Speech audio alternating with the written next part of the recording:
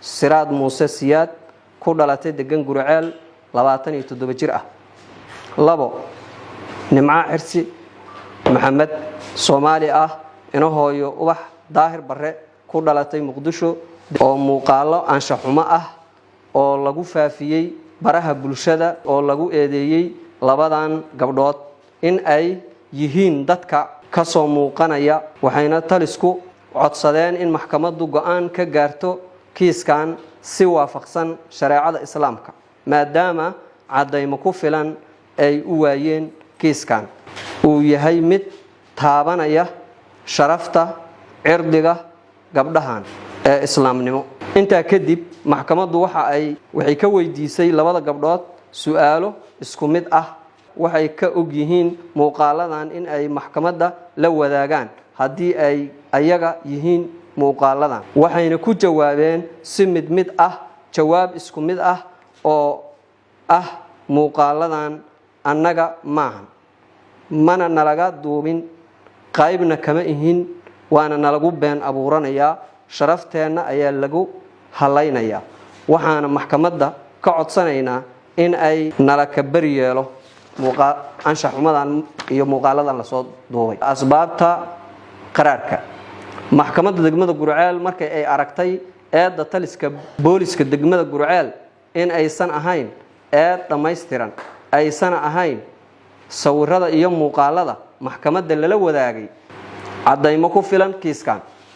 markay aragtay in ay muhiim tahay ilaalinta sharafta iyo sumcadda qofka islaamka ah oo ah mid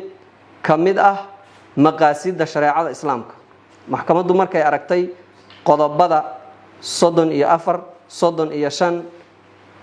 ee dawladda federaalka Soomaaliya iyo qodobka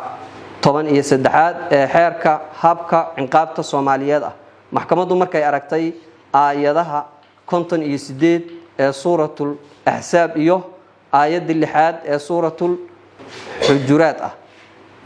qaraarka maxkamadda asbaabta sare ku xusan darteeda maxkamaddu waxay qaraar ku soo saartay in ubax faarax yuusuf Soomaali ah ina hooyo siraad muuse siyaad ku dhalatay degan Gurceel 27 jir ah iyo nimco xirsi maxamed Soomaali ah ina hooyo ubax daahir bare ku dhalatay Muqdisho degan Gurceel 28 jir ah aysan ahayn gabdhaha ka soo muuqanaya muuqaalada anshax xumada ah ee lagu faafiyay baraha bulshada maadaama aysan qirnayn cadayn aan loo haynin. 2 maxkamaddu waxay ka digaysaa wixii hadda ka dambeeya inaan lagu sheegi karin laguna eedayn karin gabdhahan muuqaalada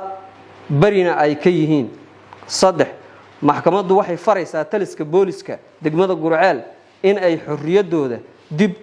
loogu soo celiyo xabsigana laga sii daayo. qaraarkan waxa la gaaray 2 bisha 12